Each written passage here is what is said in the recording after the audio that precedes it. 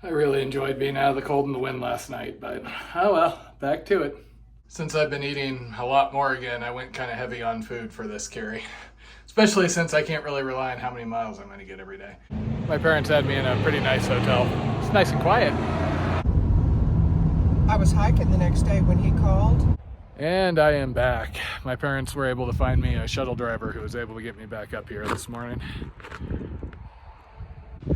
Brr. Windy up here. The shuttle driver claimed I was the last hiker in the world up here, which it does feel that way sometimes. So from here at Monarch Pass, I've got about 84 miles until I get to the Creed cutoff. There are some alternates that are a little easier or put me on roads, but it seems like the Creed's going to be the best trade-off here.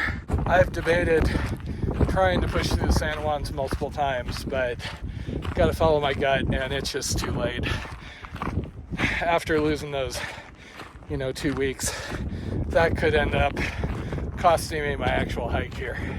So for now, goal is just make best time to the New Mexico border, make up at least some of the time I lost, and then from there, plans are to do the red line, Black Hills and all. Except for how cold it is in the evening snowstorms. Seems pretty nice out here, huh? I do kind of miss the days of shorts and base layers out here. They had their own problems, flies and mosquitoes and all that. But now I can take the temperature, but it usually means I have to keep moving. If I stop for any length of time, it gets really, really cold. So all my water stops and things like that are pretty quick. So as far as my parents, that should be the last time I see them till the end of this, unless there's an emergency. They're always willing to road trip down if I really need something, but I can manage from here. Bigger thing on these last 2 visits was it was just nice to see them, since I've been alone out here for a long time at this point. I haven't had any fellow CDT hikers since Grant Lake, I think. So I really enjoyed the visits, but from here on out it's mail drops and buying stuff. So what am I doing is I'm hiking here in the freezing cold wind with north of 1,000 miles and a month and a half left. I'm researching the American Discovery Trail because that idea is starting to excite me for year after next.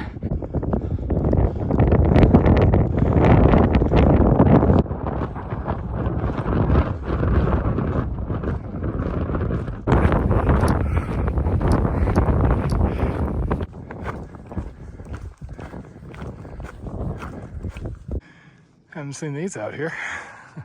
Full-on shelter.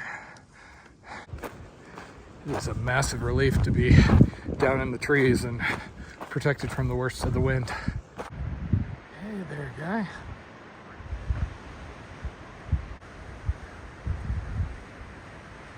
Hey there. Hey.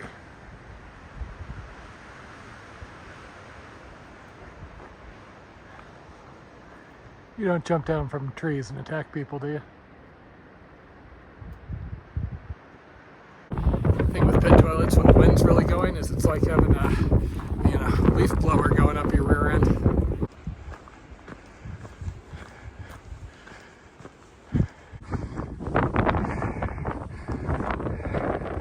Every day I set out telling myself I think maybe I'm feeling a little stronger or better, etc. And then it gets into late afternoon and I'm coughing and just feeling like crap. This is highly frustrating. So there's a spring up here on the aptly named Headwater Hill. I decided to go ahead and fill up for the night because I don't know if I can make it another 5 miles or so. I should be able to with the time, but again, this feeling weak just sucks, especially when I'm, trying to make plans and plan food carries for XYZ miles. Kind of feels like I'm back out on the Idaho-Montana border at the moment. Even had a cattle gate back there. Except I'm at like 11,500. And it's colder, of course.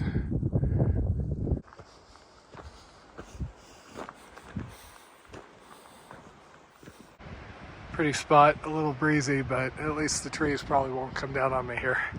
It's been kind of iffy for a long section here. So I think I'm just gonna call this home sweet home for the night.